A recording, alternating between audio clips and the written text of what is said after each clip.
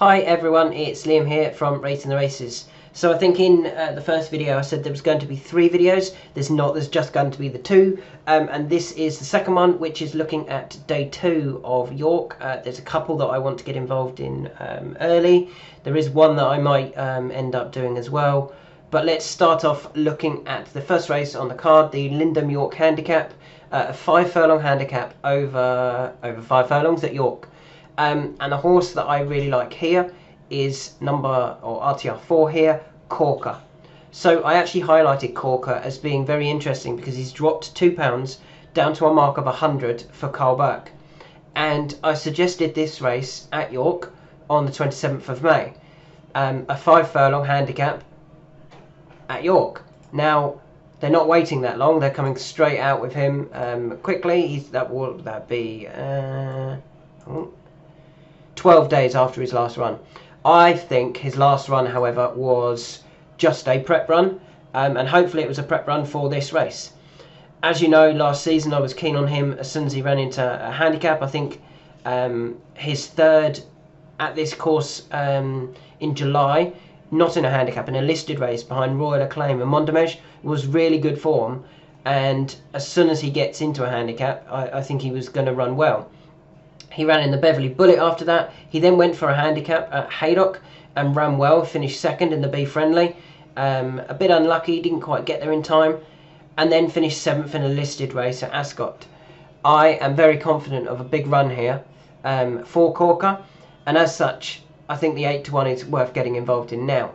So he does have a jockey booking, Clifford Lee, suggesting he is going to run.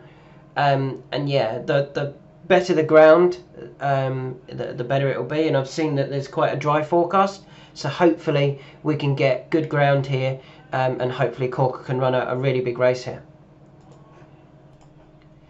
The second horse that I want to talk about is in the Skybet Hambleton Handicap, and very keen, to be honest, on our top rated horse here, Latam.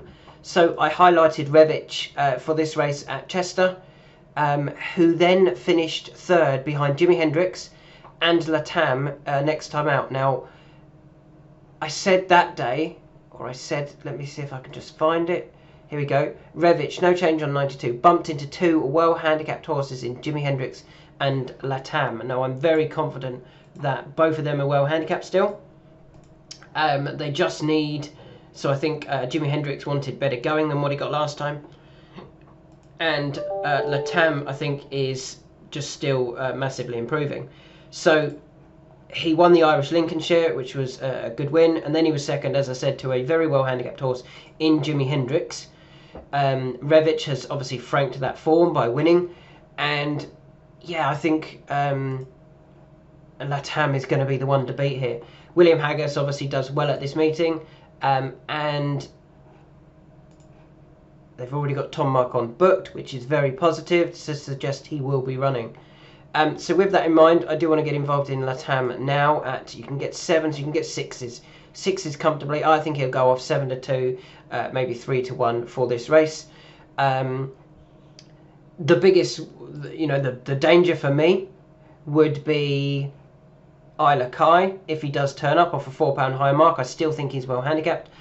I think he's well handicapped, but I think Latam could be, essentially a group horse running in a handicap. He's the type that could end up in better races at the end of the season, whereas Isla Kai or Isla K will just continue running in handicaps. Whereas Latam probably will end up in better races towards the end of the season. So he's the one I do want to get involved in for the Hambleton. The jockey bookings suggest that he will be running as well. So Latam.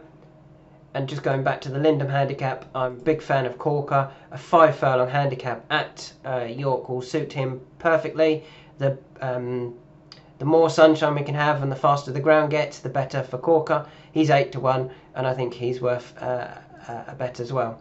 So they are my 2 for... what's that, Thursday? Thursday at this stage. I don't think I can see anything for Friday at this stage, so just those 2 videos for Premium and Pro members.